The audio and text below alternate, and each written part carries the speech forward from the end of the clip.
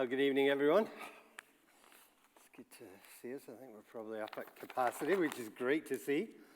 We're come to the end of our Exodus series this evening, Lessons from the Desert. We're going to try and just wrap up some of the themes and ideas that we've been covering over the last 12 weeks from this series. We saw that God called his people out of Egypt, and he brought them into the desert. And it was in the desert they learned a whole series of things as God taught them about himself in that place. But really, the underlying story of what was occurring was not only a story of freedom, and the first 18 chapters deal with this idea of deliverance, and the word Exodus means exits. It's this idea of being delivered out of something, brought from a place of bondage to a place of freedom. But then, from Exodus 18 onwards, we have this fascinating development of a story. And it's really a love story as we look at it, because if we can go down to slide 3.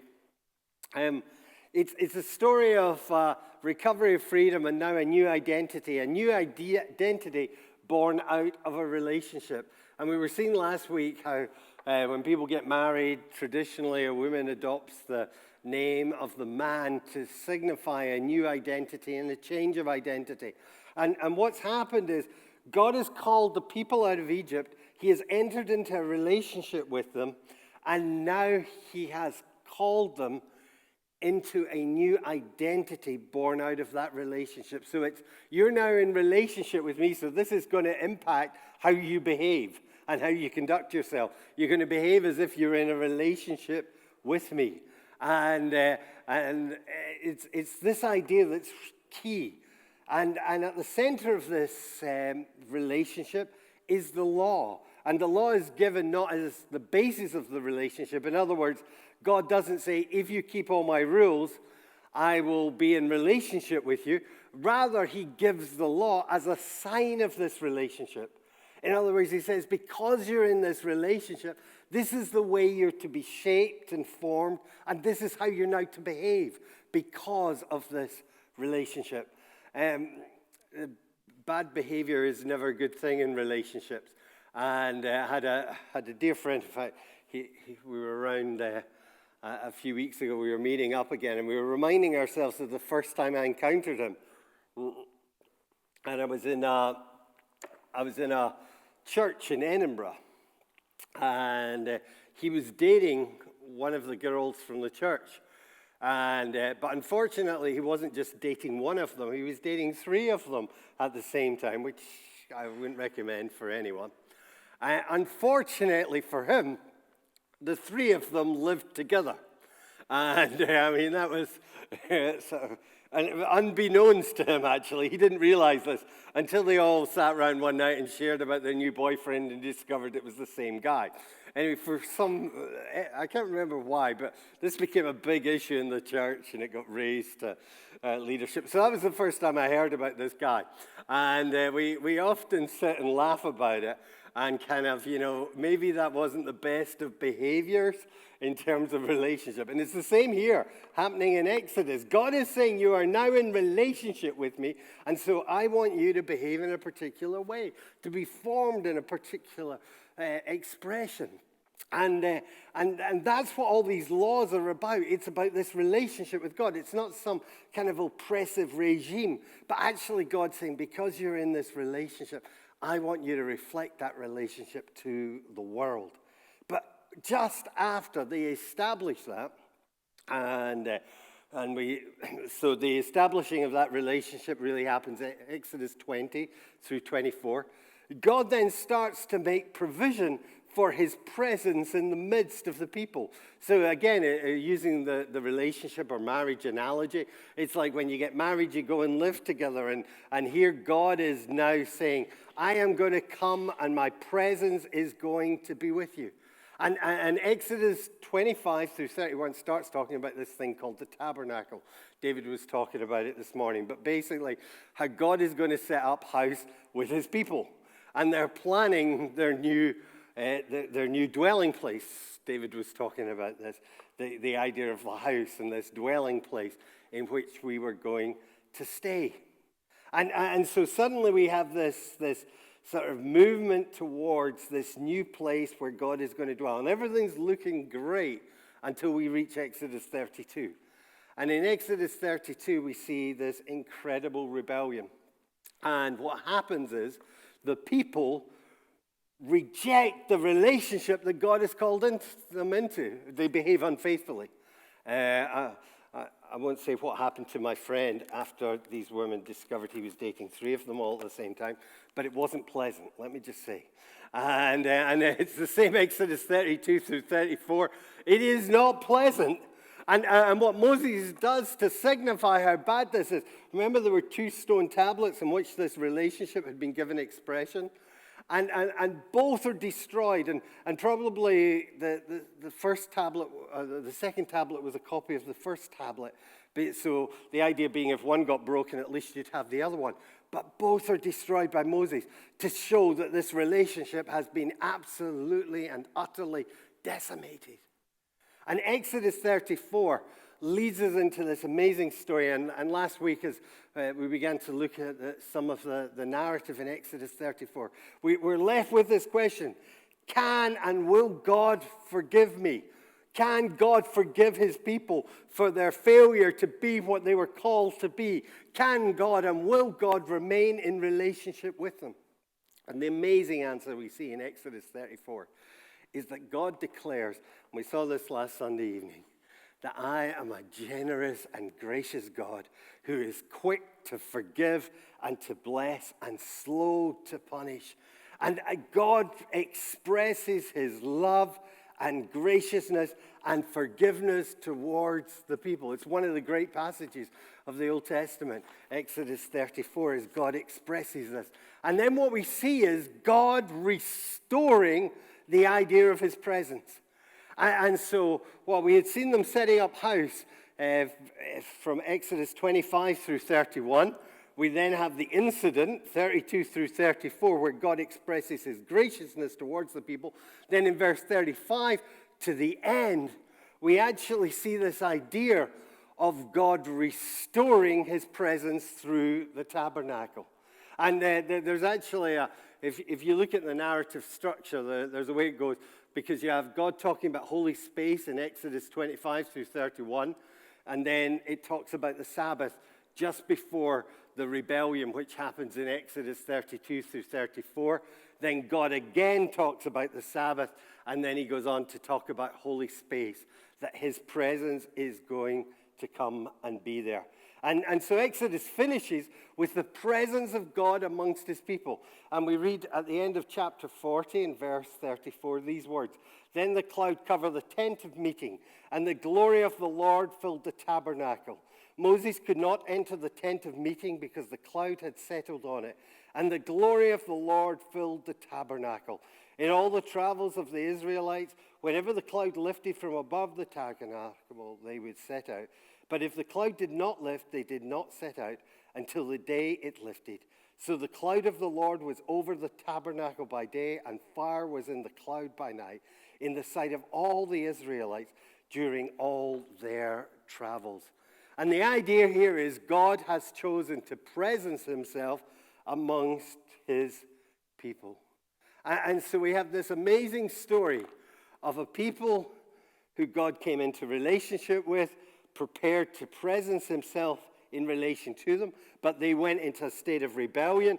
They didn't hold up their end of the relationship, yet nonetheless, God forgave them and chose to presence himself amongst them. And so what we see as we read through Exodus is this story of sinful people accessing a holy God. And this amazing experience of actually the idea that God is present, and yet still the people are sinful and broken. And one of the keys to understanding Christianity is understanding that notion of the presence of God. See, a few years ago, this really occurred to me. I used to think Christianity ran like this. So here you are. You're not a Christian. And your life is totally untogether. It's unfulfilled. It's a mess. nothing's going well for you. Even if, you're successful in some areas, basically, it's pretty rotten. And what happens is you decide that it's time to become a Christian. And so you meet Jesus. And then suddenly, you're a Christian. And now you're happy and you're fulfilled and you're successful and everything's going right. And everything's great and everything's perfect. And that's how the church is as well. So, you have human organizations that are imperfect and broken, and then you have the church, which is together and healthy and full of love and affirmation, and that's what Jesus does, because he transforms the people. And I'm sure you may have heard sermons along these lines, that that's what Christianity does. Problem I had was, that didn't correlate with my experience. And what I discovered was, non-Christians are as sinful as Christians, or Christians are as sinful as non-Christians. In fact, sometimes Christians are more sinful. Non-Christians are Christians are just as broken as non-Christians. And Christians still have bad things that happen to them. Christians still have frustrations. Christians still get depressed. Christians still feel unfulfilled. Christians still get sick. And actually, the non-Christian experiences all these things in very similar terms and ways. And it raised a really interesting question. So what's the point of Christianity? What difference does Christianity make? And I came to realize, the difference between the non-Christian and the Christian is not how together our lives are. It's not even how sinless we are. Not even how full of love we are. It's to do with the presence of God. You see, the non-Christian doesn't have the presence of God in the way that the Christian has the presence of God.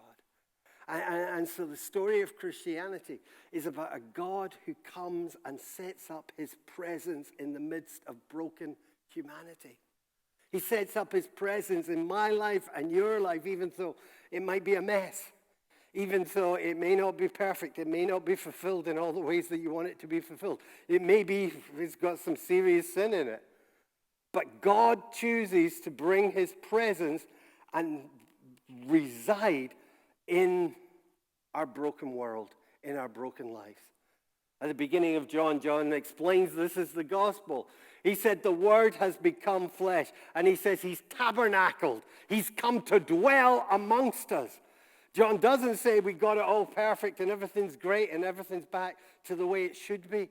No, he says he's come to presence himself, to dwell amongst us as a broken people. And you see, here's the amazing thing. The church as a broken community, you as a broken individual, can know the presence of the holy, living God. And that's what Exodus is all about.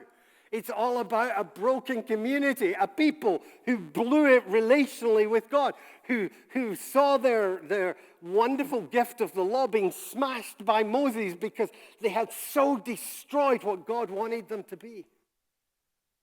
And yet here we finish with the presence of God dwelling amongst a sinful people.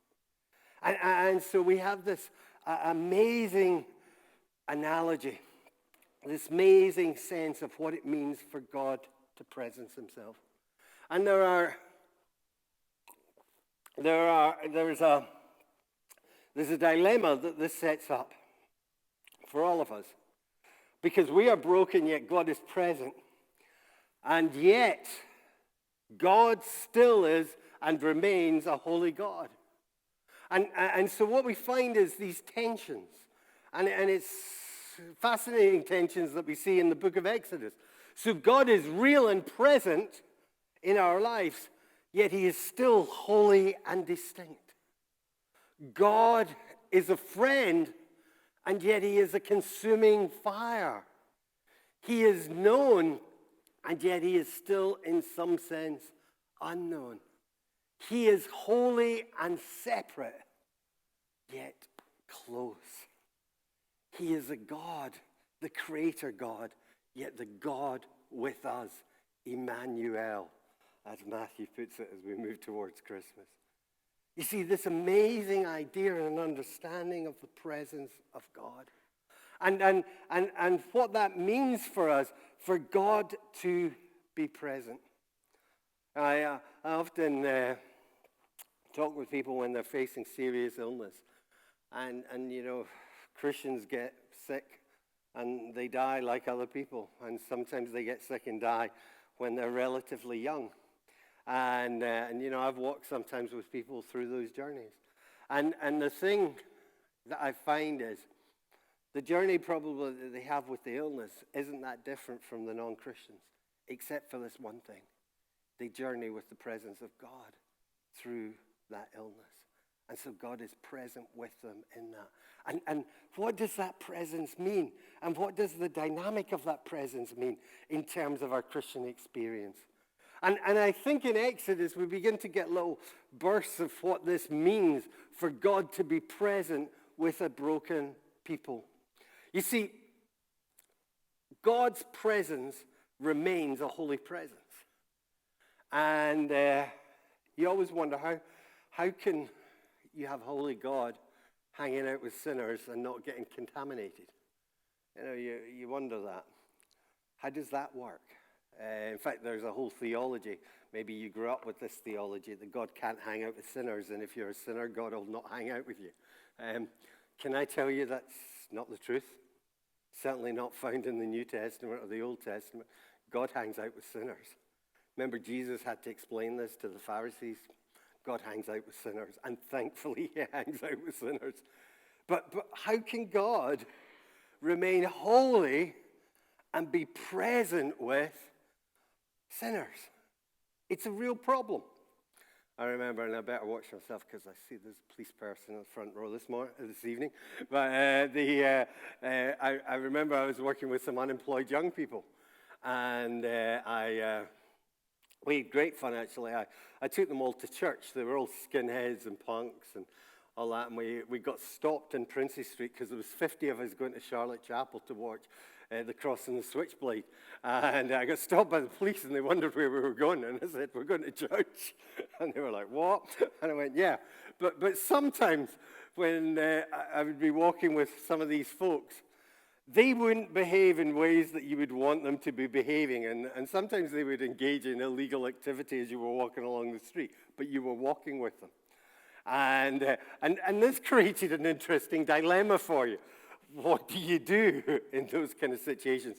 Usually my solution was run as fast as I could. Anyway, but for God, he has a similar dilemma. You know, how do you deal with the fact that you're a holy God and yet you're present with broken, sinful human beings? How do you deal with that? The tabernacle, we see these zones of holiness. And again, to communicate to the people, although God was present, he was, in some sense, cut off.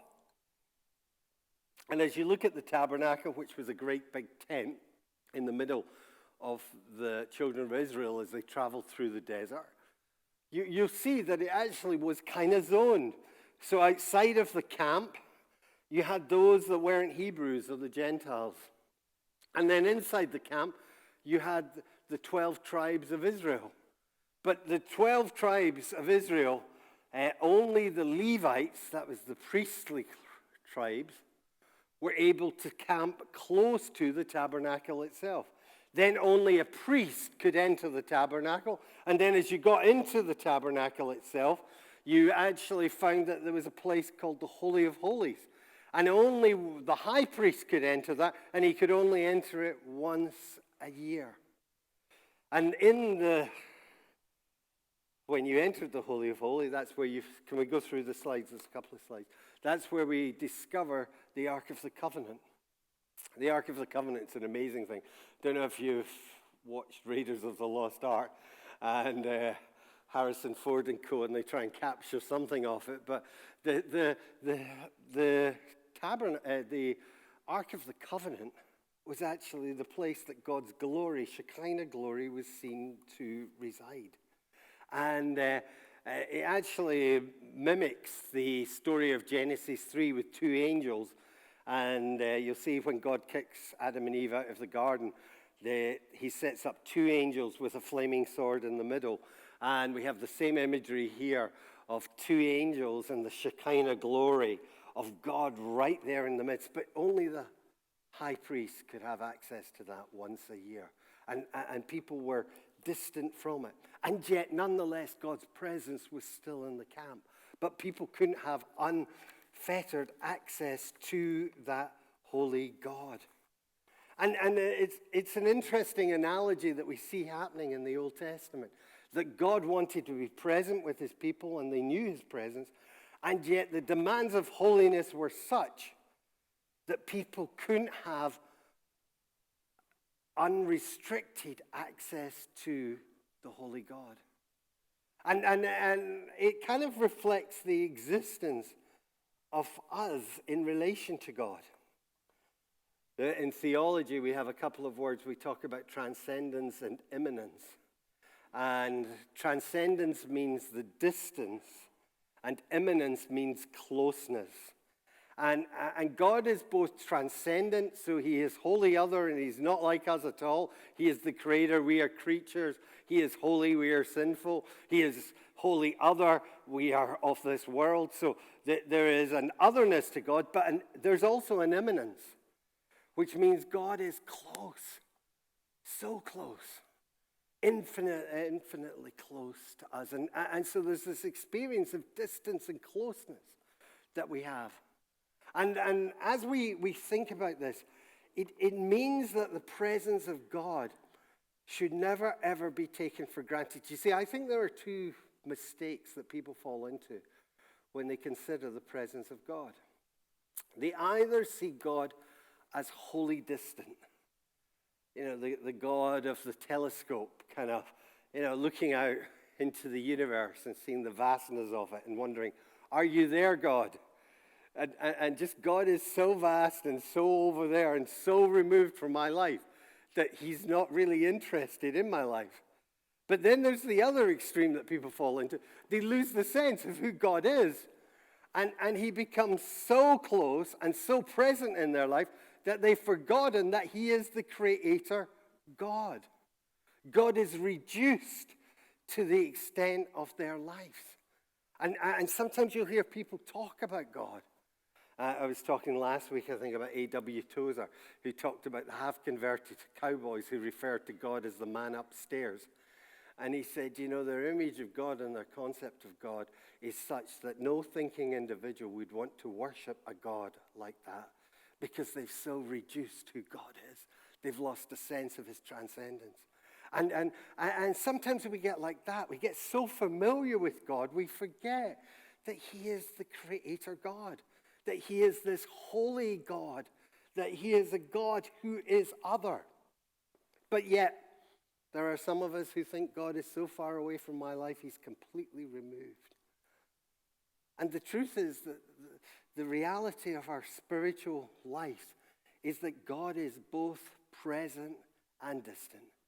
He is both engaged in our brokenness, yet calling us to holiness.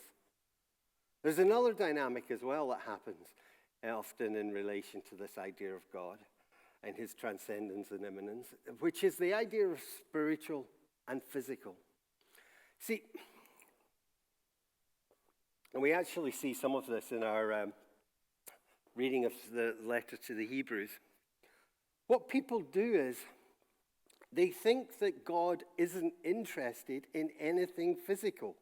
In fact, anything physical is somehow, it's not particularly good, certainly not spiritual. So physical things, God's not really interested in that. And if you're going to be spiritual, you have to turn your back on everything physical. So you can't eat out, you can't like nice clothes, you can't celebrate the physicality of our bodies. None of that sits comfortably.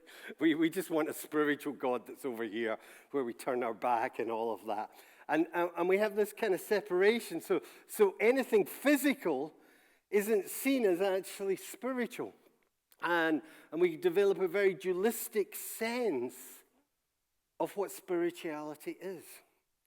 One of the brilliant things as you read through the tabernacle stuff is that you will see that God delights in colors and materials and in design. And you go, why God, did you make it so interesting? And, if you're Scottish Presbyterian, that Presbyterians have always been very suspicious of any of this color in church or anything visual in church or anything. And yet here we have the tabernacle, and it's an explosion of color and smell, incense and textures and all this happening. And it's like God saying, I love physicality. I love this stuff. And I can be present in the physicality of these things.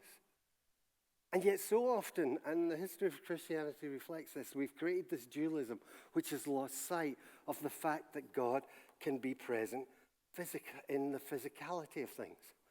It's created big issues for Christians in relation to sexuality, for instance. But that's another series.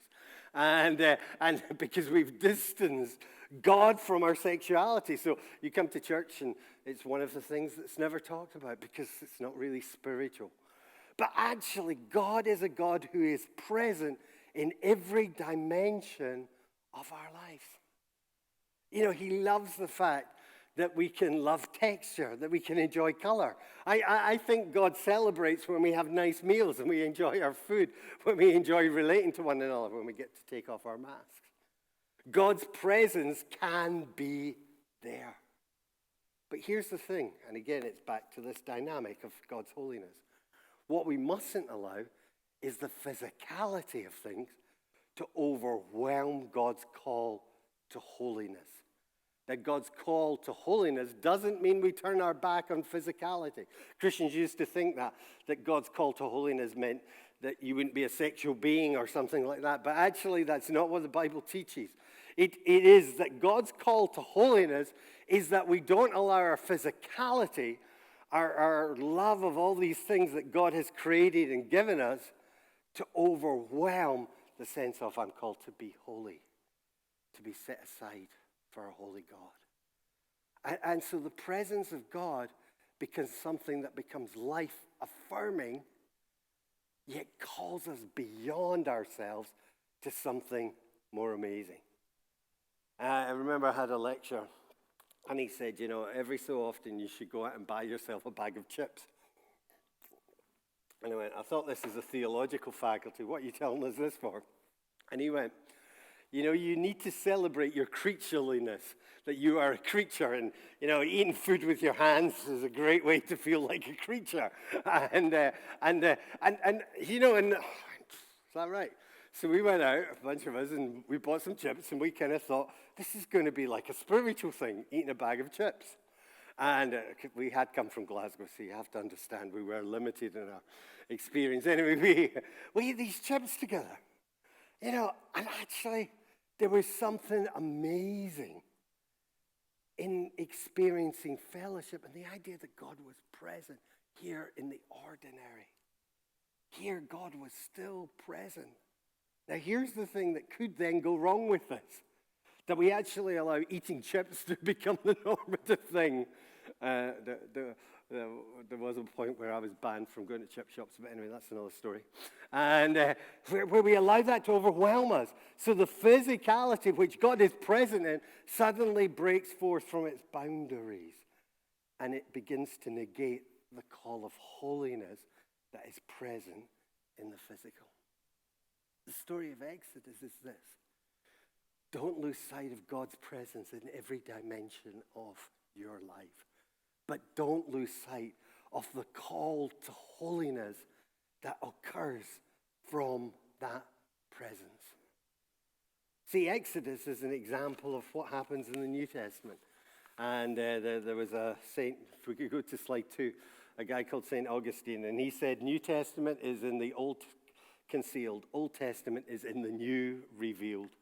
And really what he's saying is, when we look at the Old Testament, this is their story, but it becomes our story in a new way in the New Testament. And it's the same. We are told that through Jesus' death on the cross, the Spirit of God is given. And that the Spirit of God comes to dwell not in a tabernacle, not a tent, not in a temple, not in any particular physical location, but he comes to dwell in his people through his Spirit because of Jesus' death.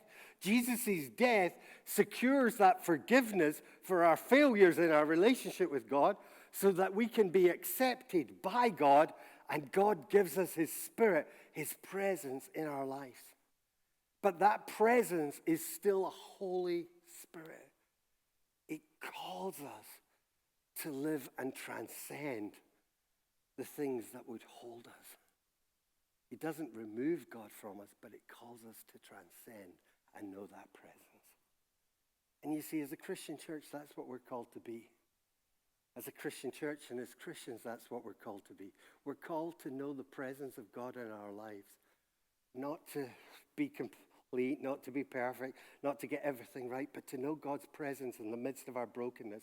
And in that presence, know God entering into every dimension of our lives, into our physicality, into our emotional lives, into our wills, into our spiritual lives, but every dimension of our lives, into our social lives, the presence of God enters.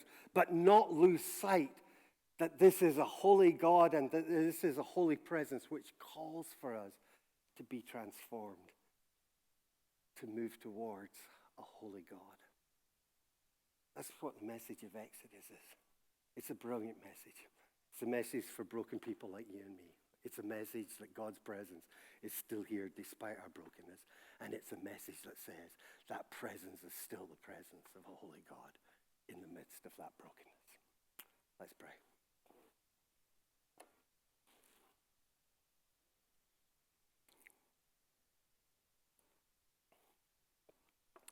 Lord Jesus, we thank you for your word. We thank you for the book of Exodus. We thank you for the insights of this book. And we thank you that despite the failure of Israel in terms of their relationship with you, in terms of the demands or the expression of the law and the gift of the law, despite all of their failures and rejection of you, you were a God who renewed the covenant. You were a God who re-presenced yourself with your people. I thank you through Jesus' death on the cross that we are forgiven, that we are accepted. I thank you because of that death we can know your presence through your Spirit. And I thank you for that presence tonight here in this place. Lord, help us never lose sight of the fact that you are close, but you're also a presence that is a holy presence. Help us, Lord, to understand the call to holiness while recognizing your constant presence in the midst of our brokenness. Lord, I ask this in your name. Amen.